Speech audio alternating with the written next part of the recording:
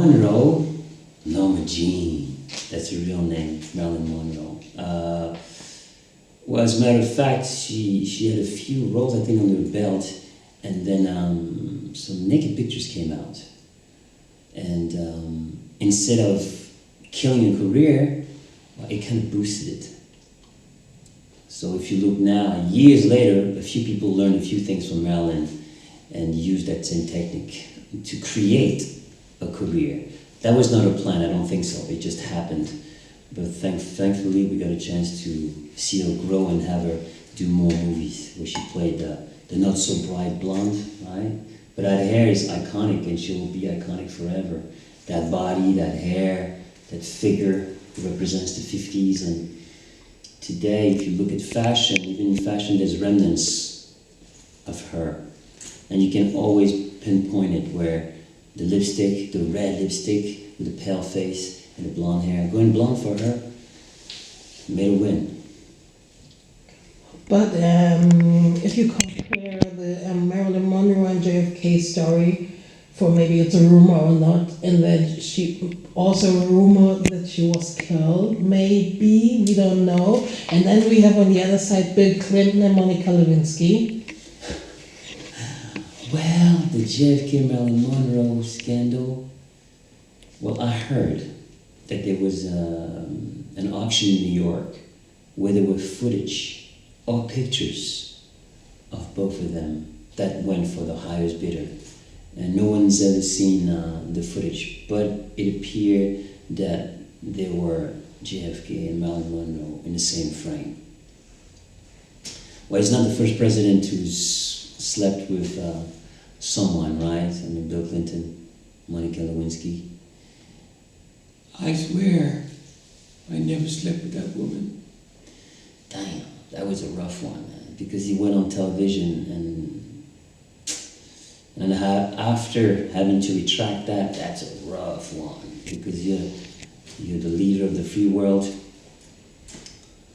and you're sitting in the Oval Office, you're the president of the United States, and then you came out and kind of didn't tell the truth. That was a rough one. So that's going to go in history, and I'm sure it's attached to him. I mean, every decisions we make have consequences. And sometimes we don't think twice before we make a decision. When you're young, you have no idea. You're buck wild, you're just impulsive, you just do whatever you feel like. But the older you get, the more mature you get, you realize that, maybe I should pay attention. I should think a little bit more before I think or say something. Well, do we need paparazzi? Well, look at TMZ. Look how powerful they've become. And they came around where Paris Hilton, Kim Kardashian were growing up. So they kind of helped each other in some ways. And then they got on the map in California. And from there, they've expanded. Harvey Keitel, who's at the head at TMZ. Very smart man, but he's built a small empire. So now more than ever, yeah, you need them. They all work, it's all connected. You know, it's like a spider web. And if anyone, celebrity, steps on that web, it vibrates. And boom, someone will witness, someone will catch something, because it's all connected. Especially in California, man, they got their ears to the ground. You can't make a move without, every time I go to Cali, they always know I'm in town. I don't know how, like they just know, they just pop on the, hey man, how you doing? I'm good, be respectful with them, and that's it. They're part of the machine, they've been around since the 50s. Unfortunately, in the history of paparazzi, there's been some really sad stories. Causing accidents, for the royals in England. And Princess Diana died because of paparazzi, caused an accident. Unfortunately, they wanted to get that picture, whoever she was with or whatever. And the reason why they're so gung-ho about getting that picture is because it can be worth a lot of money on the market, you know, in the press. And so what happened is you have those guys who move down to California or from any place in the world, and they say, well, I'm gonna go get that picture. And some of them get that picture and they go home. Because with one payday, you can go home and just chill. So it's volatile. It's like open season. That's it. You already said it. Do you remember the time when you heard about that accident from Diana? How was it like for you? Well, it was incredible to see because I was like, the reaction of the people. First of all, my instant reaction was, that's so sad. Because it wasn't, this person robbed a life. Because it's not just her, but it was also the children that were involved. You know, they took the mom out, and now they had to live on their own. So that was the first initial reaction for me, like, oh my God, the kids first. And then I was looking at the big picture, and I was like, whoa. Because of some content, because it's all about content. You know, the word content. Even people, regular people, use the typical jargon, any content. So people have become very savvy about their social media. It's all about content. And that content, that photo or that story or that news, in order to break it, they killed someone. And inadvertently, it was not his fault, you know, it was not premeditated. But they caused it, unfortunately.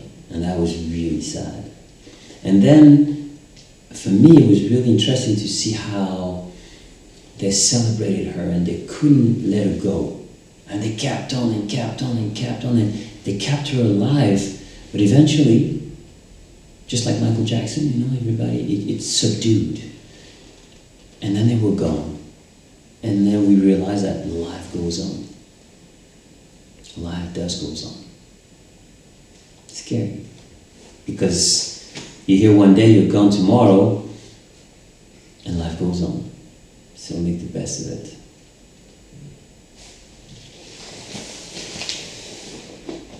How helpful is controversy to a pop star? Yeah. Well, Miley Cyrus. You know, I mean, she hit it on the nail. And she's a very smart girl. She started young in the industry. She had a TV show on the Disney Channel, I believe so, with her dad, Billy Cyrus, who was also a country singer. So she grew up in the industry, pretty much. And she's been exposed to how the machine works. But dad is also a controversial figure as well. And so, well, she understood. And she has no fear. That's what I like about her. You know, people might criticize her, but she's just being herself. That's what it seems like to me, huh? She does whatever she feels like. It seems like there's no boundaries. Getting naked is not a big deal. And it's not a big deal. But some people make it a big deal. So she's taking advantage of it. You know, she's having fun with it. It's also, she's surrounded by talented people. Obviously, you work in fashion, so everything has an artsy feel to it. But yeah, she understood controversy, and some people abuse it. But then in the end, it's such a crazy world now that more and more and more it doesn't matter. Excess is part of the norm now. Miley Cyrus is a businesswoman.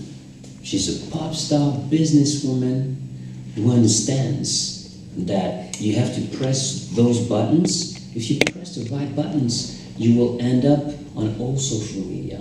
You'll end up not only in the press, on television, and in social media. Instagram, Facebook, Twitter, you name it. They're all there. And that's amplifying everything. So it's a game now, you know, we got it. Press, social media, you press everything at the same time, boom, and what do you get? Equal exposure. Because in the end, it's all about exposure, getting exposed to everyone, and then getting a reaction, because there's action, equal reaction, always. It's always like that. And what are they looking for? They're looking for views on YouTube. They're looking to sell records, but we're not selling as many records as we used to during my time. So what's happening now is it's all about the tour. Touring is where that's where the money is. And then from touring, if you are well known, well, you know, you're gonna get brands to come and talk to you and say, hey, we want you to represent us, whatever brand it is. She's more of a fashion girl, so I'm sure she's working with people. You know, it's just the way that the business is switched around. Even though, you know, record companies now, they have this contract that is called 360, where they dip in every aspect of your career. If you get a commercial, they get a piece. Before it wasn't like that. Before you were the artist, and everything you made outside of the label, that was yours. So, well, you know, some people might have those type of deals, so now they have to go and get the money somewhere else. So they go after it. But it's the new world we live in. Brands use celebrities because it sells. Janet Jackson, Super Bowl. Well, you have to look at what the Super Bowl is. The Super Bowl is about football. The people that are watching the game, it's a family event. You know, grandpa, grandma, the children, the father, the mother, the father. So it's a family thing. So her being exposed during that time, because back then it was not as accepted as it is today. You see? So she took the blame. Justin, well, you know, to them he didn't do anything wrong in their eyes. We don't know the back of the story, but there definitely is, you know, they pointed the finger at her and he kind of walked away unscathed.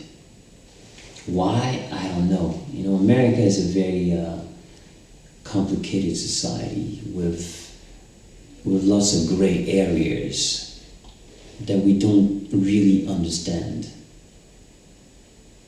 that are also taboo to this day, you know. Beyonce at one of the Super Bowl, she performed the last Super Bowl performances, and then she made an artistic statement, but which was also a political statement. And in the eyes of the people who are watching the Super Bowl, oh, it's so disrespectful, but a lot of people are not really educated on a lot of things, so people just follow. Whatever they hear, they will follow, as opposed to go and research. Nowadays, everybody has a laptop. Well, go do your research, and you figure it out that whatever the press is saying or whatever this person is writing, because everybody is a blogger today. Everybody has an opinion, everybody has a voice, and I respect that, it's great, but it's on overload. So you don't know what to believe. So go to the library, you know, get it from the books, you know, and that's where, but then again, that's a taboo subject, Black Panthers, and their role during, their role in American history, you know, what they did and what they stood for. It's still very confusing, people are unclear. You know, I think, you know, they should just, you know, put it in the books and have people really educated on it. You know, not just the Black community, but also the white community as well. You know, all communities. You know, but then again, like I said, in America, there's certain things there's certain gray areas that are very complicated to pen and to understand. John Lennon made a statement one time. Yeah, we're bigger than Jesus. Well, you know, at some point, sometimes pop stars have a tendency to lose their mind because of the fact that, first of all, drinking, drugs, eventually you become Großwahnsinniger. I think that's the right word. You lose your mind. And, you know, if you think about it, you know, the 50s were one way, and every decade after that, the world changed. It was evolving, and I think that the change was coming, and the people from the previous eras were not feeling comfortable with it. It was the new way. People were showing emotions at shows. Before, people screaming was like considered like, But the music also changed. It moved people on a different level. Rock and roll was arriving. It was just like, people were like, wow, this is great. You know, new energy that came around, and the youth was affected by it.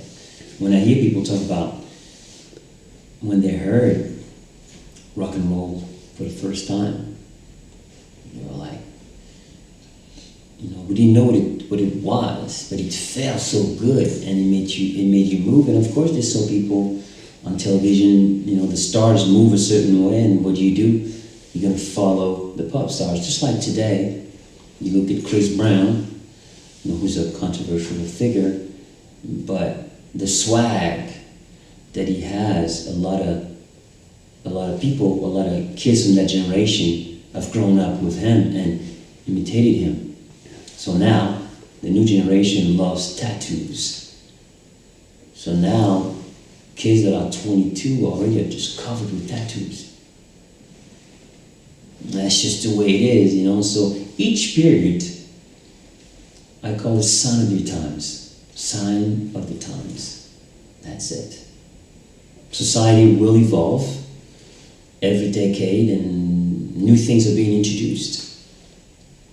You know, and when it comes to pop culture and music, well, now it's on steroids, you know, because it's all about stimulation. Every decade we go into more and more excess. Excess is the norm now, so it's just the way it is. Fame has got to be one of the most dangerous thing you could ever encounter in your life. Because when it comes, it takes you, and then it seems like your feet don't touch the ground. It's like you're on a magic carpet. You glide all the time. I'm feeling myself, as Beyonce would say, I'm feeling myself. And you feel yourself all the time. Eventually, that goes to your head. You feel invincible. Being young and feeling invincible go together. But if you add to that fame, and drugs, and partying, and I'm feeling myself, I mean, you're gonna go into, you know, you're just gonna go crazy, and it's gonna go to your head, and sometime, as a result of all that, like I said, I always say action equal reaction. Some of the people who become celebrities or star or pop stars, in the first place, there was a need to be loved, because there was not enough of it somewhere. And that's the one thing that I've noticed, you know, we have in common. It's like you want to feel that love from the people. Unfortunately, when fame starts to gradually disappear, you feel affected by it, because it's like it's your identity. For some, they find their identity, they find themselves in fame. They're relevant. The world loves me. Oh yeah, you know, finally the world loves me. But when you're there and you're young, and you're brand new, fresh, you believe that it's gonna go forever, a never-ending story. But everything is a beginning, a middle, and an end. It's like that. So it starts, you get the middle, and when it starts to gradually go down, everyone reacts differently to it.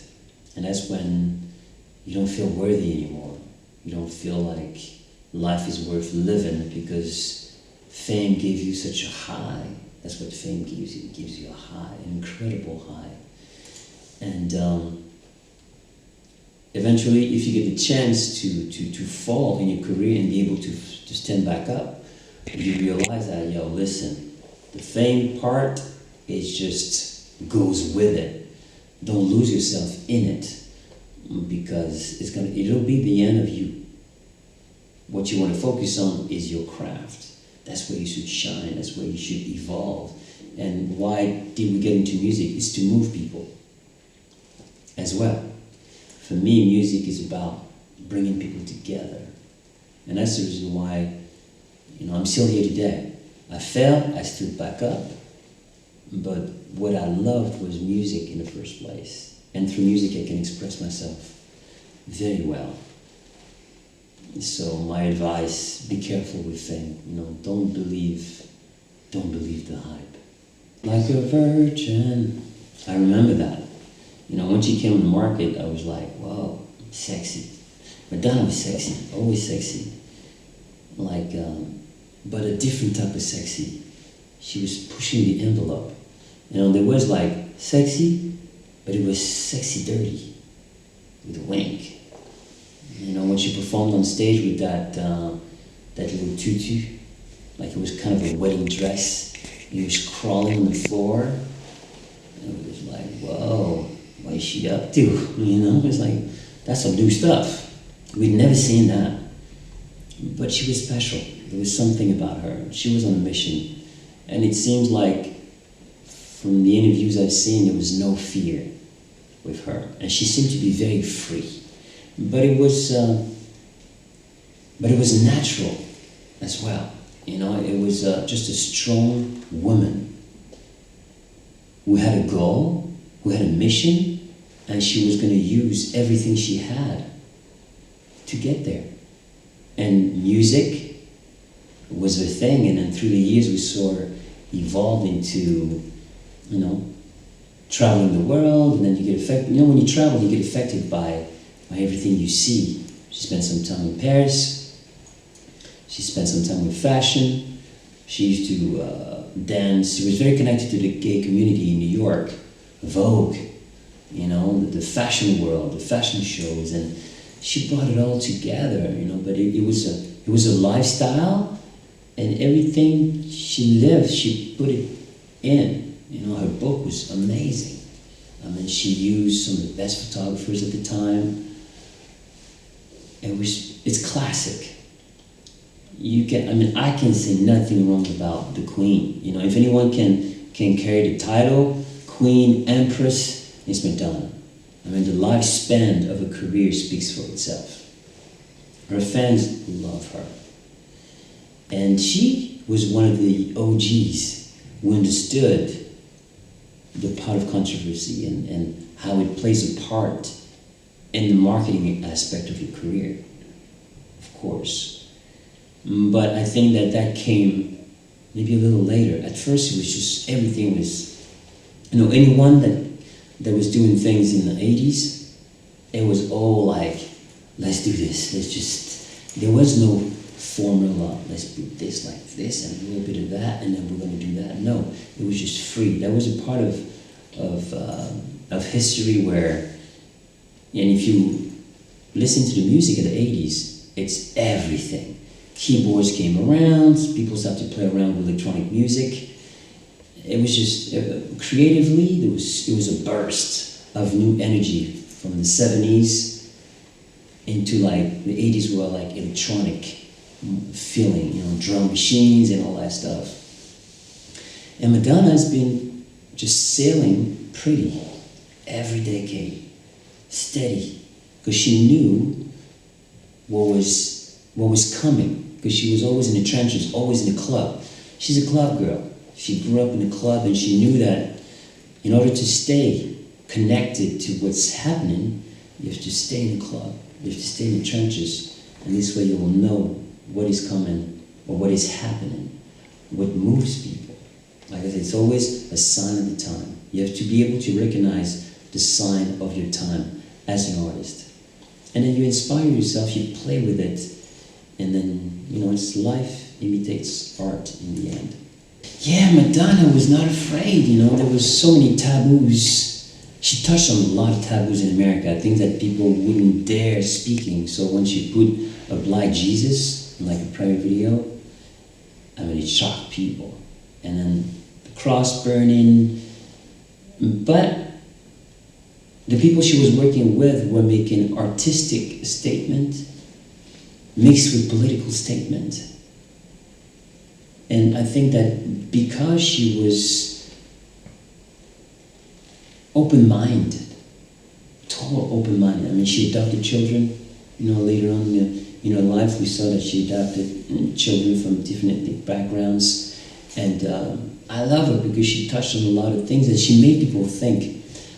As an artist, that is your mission, your job to bring on the dialogue about what's going on in your society. And she's done that, and she keeps doing it, and has been doing it. And she's been there for the gay community for a long time. You know, so she has my utmost respect. Yes, controversy, it's a game in the end, you know, but if it goes to the positive, and you use it to a positive, to affect people in a positive way and move them and open their eyes so that they understand a little more. You know, people are afraid of things that they don't understand. So the best way to expose people to something they're scared is, I think, through music, through art. I believe in art. You know, I paint as well. For me, it's music, art, fashion. And people are not aware of that side of me, but it will in time be exposed. And I've been doing it for many years. So I have a lot of work. Pussy Riot. Well, as far as what they were, as far as Pussy Riot is concerned, I think it has a lot to do with oppression.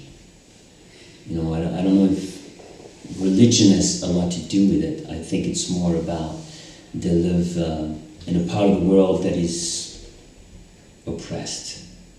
You know, I think it looks like democracy or not, but there's one man in power that controls everything and is affecting everything. And I think that the youth is rebelling. And Pussy Riot was a way for them to just say, we're here.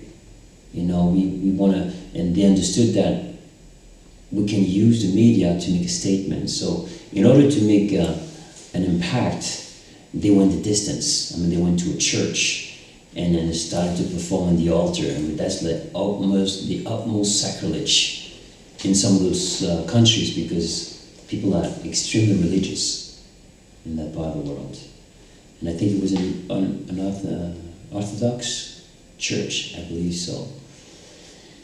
Yeah, I saw some of the footage when they were taken away from the altar. They were being beat up and like slapped and all, like, whoa, it was, but what else could they do?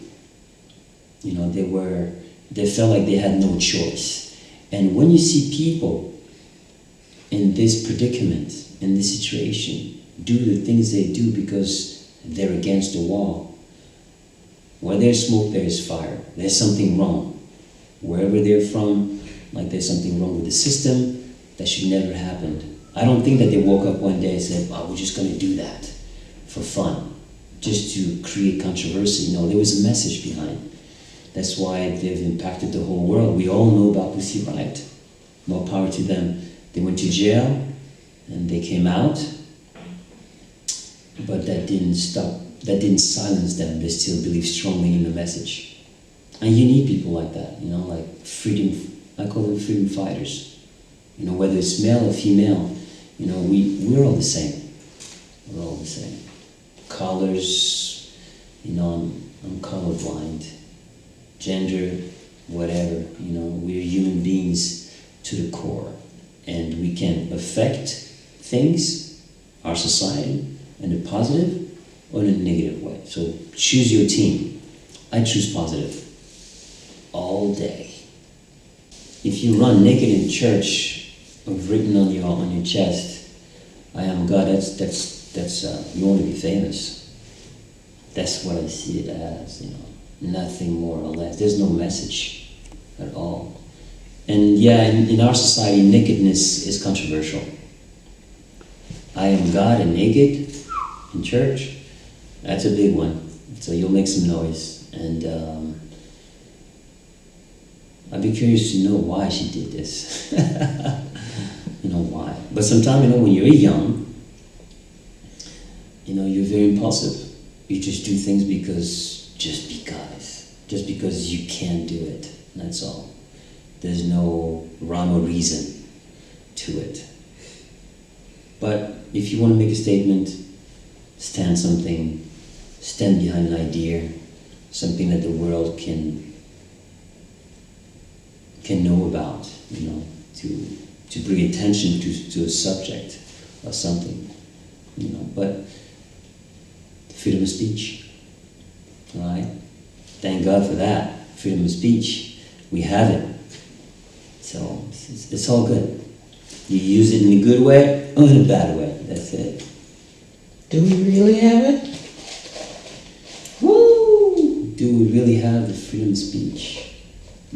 Yes, we do. In some parts of the world, we do. In some other parts of the world, we don't. I mean, Pussy Riot doesn't. And that's one of the reasons why they did what they did, is because, hear me roar, you know, freedom of speech, that's what they were after. And it's true, you know, that as much as we feel free in some of the places where we live, there are other parts of the world that are not at all free. I actually wrote a song about that with my new project called Face Me's Voice, called Freedom. And I'm covering that, about the freedom that we have, whether it's freedom of speech. But there are a lot of people out there that are fighting for people, even giving their lives, unspoken heroes who give their life just to bring up the dialogue, you know, to bring attention to a certain subject, you know. And then look at Korea. And that's scary if you think, you know, that today, in 2016, that you still can speak your mind without having to be afraid of being put in jail or arrested or killed, for that matter. Because whoever gives the order of putting you in jail or telling you, hey, I don't want you to write anything anymore, that's very powerful. And some people scare as a result. And some people don't. Some people lose their life over it because they don't care. You know, it's all about the message. And I respect them a whole lot, you know, because it is scary when a major head who controls pretty much everything says, hey, first warning. Yeah, it's sad. But that's the world we live in. You know, the world still has to evolve. Democracy, it still has to be born in some places. You know, it appeared as if democracy is present in some places, and people say, oh, they came a long way, but they still have a long way to go. I've listened to Iggy Pop. I was attracted to him as a young man because of like the power. Like he always performed like 100% rock and roll, purist. To this day, he's still on stage, killing it. Body looking tight too. Like, damn, dude. You gotta give him respect. He's rock and roll to the core. He never changed. Lou Reed is gone. David Bowie's gone. Iggy Pop is still here. Strong as rock. Respect. You know, anything those guys did in the 80s was drug-induced, for sure. You know, and then to be able to still be here decades after decade and doing what they're doing today, I think they left all that stuff behind. You know, because they love, you know, music is the focus. Music is what they love. That's why they're still here. And that's the reason why he's still here, looking better than ever. You know, he loves what he does, and more power to him. But yeah, he's a controversial figure. He's not afraid to speak his mind. That's what I like about him. Right to the point. I know that he doesn't like electronic music. He hates it with a passion. He doesn't get it. That kids will line up in one room and watch a DJ lay out the music, and he's like, what the hell are they doing? I saw an interview about him, and he said, I don't understand, you know. But like I said, sign of the times. Things change, and every decade brings something new. Whether it's good or bad, you know, it's to your liking. I love electronic music. I love all kinds of music.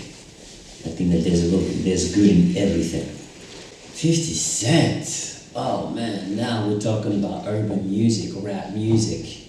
I mean, the rap world has been, for many years, was traveling under radar. And the language and the lyrics they've been using was part of the lifestyle. And then it became so successful that it crossed over into pop music. No one ever thought that rap music would still be here today. And it's here, and it's never going away. It's a harder genre. That's why, you know, it's kind of like the rock and roll of yesterday. You know, and the words can be disrespectful to women in a big way. It definitely affects the dynamic in society, because if you're a young man listening to rap music that talks down on women, and you grow up listening to that, then it becomes for you normal to even maybe address a woman that way. Yo, you know, or something. I hope that some of those people grow out of that. You know, the people listen to it and know that this is just entertainment. But unfortunately, some people don't make the difference between entertainment and reality. You know, to me, it's art imitates life. That's it. But some artists, you know, they're very clear on that, you know. They know what they're doing, and some of them come out and say, hey, listen, this is show business, that's all I'm doing.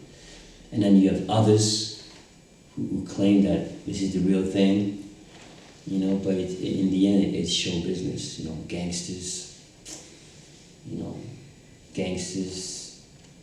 they lay low.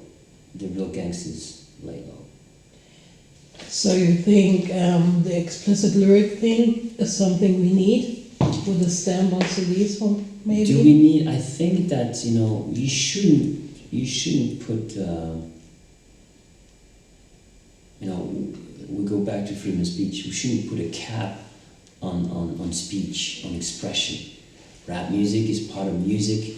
There's so many different types of rap music. Huh? You have inspirational rap, and you have gangster rap. That's just the way it is. But I think that some people like Public Enemy, through the years, they were a very inspirational rap group. Yeah, they were in your face, and they were standing behind a very strong message for the people. 911 is a ghost town. You know, they were talking about the fact that in the ghettos, when someone called 911, nobody would show up. You know, so they were like the CNN of the streets. So Public Enemy's got my respect. I love Public Enemy, my Public Enemy. I was on stage with Flavor Flav too. Back in the days, we shared the same stage to perform, that we performed after them. And great guy.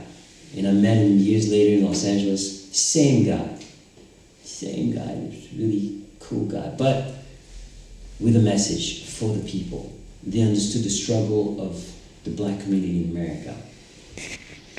When it comes to 50 Cent, you know, you also have to read between the lines. Yes, it's disrespectful to women, but there's also the hustler mentality. And we have to commend him for that. I respect him for that because he talks about hustling. Yes, it's about drugs, about that, but if you read between the lines, he's telling you, yo, get your hustle on. Whatever you do, like, do your thing. If you want to make something out of your life, do something. And he's talking to the people in his community, people in the hood. I just wish that maybe he does speak in colleges and university, but I think that he's proven that, you gotta hustle, you gotta make something out of yourself. He came from humble beginning. He's an entrepreneur, and he's doing his thing, no doubt. He ain't poor. He's living a good life. There's an overload of so much in the world we live in. There's so much information, and the phone we got today is amazing. I love my phone. Because of my phone, I can make music. I can record something. I can talk to my mom. If you don't want to talk to someone, instant messaging. And it's changed, this whole social aspect, this whole technology of the phone has changed the way people connect with each other as well.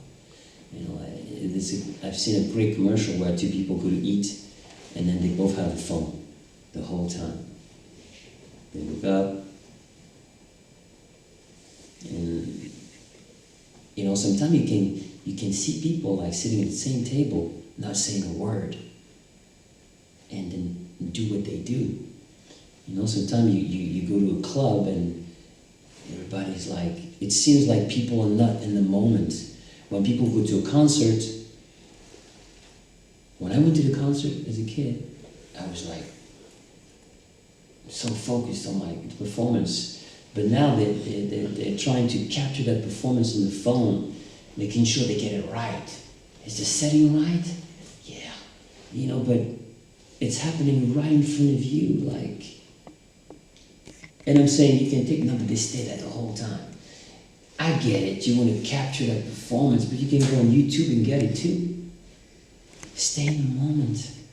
And it seems like, when we're on the phone, we're here, but we're not with the people that we're supposed to be with at that moment. And we're preparing something, I'm going to be there next. But what happened with the now? So time is fleeting, the attention span is getting smaller, we're not connecting as much. On Facebook, there's some crazy stories where people are putting pictures of somebody else on their profile and acting as if they were that person. Sometimes it's a guy putting a picture of a girl. It's like, it's the wild, wild west out there. And people of the way they connect has changed. People do it through the internet. They don't spend as much time together as they used to. People can create a life now and make it seem as if my life is wonderful. Look what I'm driving. A friend takes a picture of him with an expensive car, or skinny girls, and in reality it comes out like, whoa, she's starving herself. Just nothing is what you think it is anymore. That's even pictures. Pictures now, when I was a kid, there were pictures on the mantle. There was a picture that you took a picture, boom, printed, put it there. Now a picture is not a picture. Now a picture is retouched. Kids that are 14, they can retouch their pictures. Pimple? No pimple. No, they have perfect features, perfect tan, everything is perfect. So we go now in this society where we go towards the perfect. The perfect, everything is perfect. But it's not. We're still human. So when you have celebrities that are retouching pictures and making themselves either thinner or younger, it affects a lot of people at the same time, because they think, the younger generation thinks, wow, that's the way I have to look. So the body conscious, the body, nowadays, they have what they call the Brazilian butt lift. That's right. Where girls that are a little bigger can suck the fat from the rest of the body and put it in different parts. Whether it's in the breast or in the back, and they have to wear this suit for a month. But I've seen some amazing job. Like, there's this guy in Miami who just created like sculptures.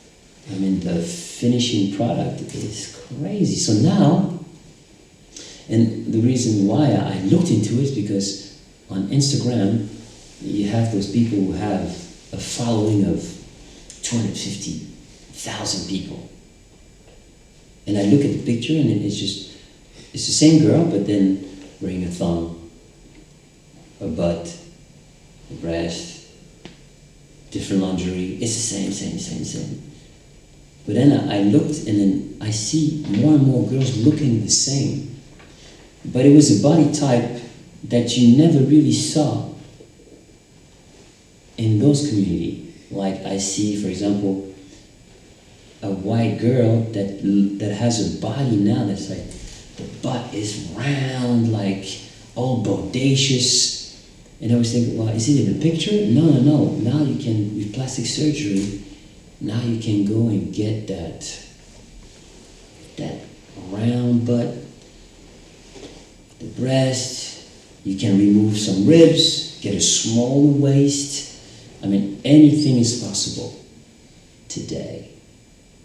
But I was thinking when I was looking at the pictures, like, oh no, that's not real. But then everybody was looking the same. So I'm just, how did they do it? What's going on? And I mean, there's so many things that are not talked about right now that will be exposed later. You know, like this, for example. But the changes are rapid and rampant. Meaning rapid, and it's just crazy. As fast as technology is moving, our world is also evolving. Now you gotta understand, the media lives off news, and it's about sensationalisms. It's about getting people to watch TV, listen to the story, and sometimes they amplify and add on to it to make it even more scandalous. And sometimes I'm sure some things were said and maybe taken out of context, and then it's taken out of context. Before you know it, it's like, do we really know how it started? Why it started? It could have been something that could have stayed between them, but it got out of control. You know, so yeah, we got to thank the media for that as well, for sure. You know, for amplifying the whole thing. And then someone came up with a great idea. Yeah, let's call it the East Coast, West Coast feud. You know, that sounds great. You know, and then suddenly you really had this East Coast, West Coast thing. Then suddenly, if you're from the West Coast, like, yo, you got to rep the West, you got to rep the East. You know, when in fact, it's like, how that happened? We're doing rap music, we're trying to get the culture of hip-hop to the next level, and now we want to kill each other and affect the whole process and development of the culture because we don't see eye to eye over whatever. But it's rap music, and rap music is all about being competitive. I'm the best, I'm number one. And even if you're not at that moment, you have to live with it in your bone that you are, and you're challenging yourself in being number one. I mean, you know, we have a great example. Jay-Z is still here, and well, he's the epitome of the rap star and an entrepreneur. And he's evolved so much. You know, he definitely stepped his game up. We gotta give him respect. You know, so I think that, you know, you gotta check the ones who are still around and then learn from them. So you were a Tupac fan or a Biggie fan? I was a fan of both. I was a fan of Tupac and a fan of Biggie. Tremendous lyricists, tremendous performers, and they were friends at some point. You know, so I think there was a woman thing maybe that came in between in the first place. Fortunately, I'm not 100% sure, but they were amazing performer. And Tupac went to a Juilliard school, I believe so, and he knew how to act. He had a few movies under his belt, and I could see him just switch and go into the acting thing. Look at Will Smith. He's one of the biggest stars in America. Worldwide. Will Smith made something out of himself. Fresh Prince of Bel-Air? What? Respect. And I like him because he speaks the truth. He speaks about the struggle. He understands that. And I like to hear him speak. He's got a lot of great things to say. It's nice to see artists who came from the bottom, they made it to the top, and then they give back. They go to speak and explain a little bit their journey so that people can learn from it.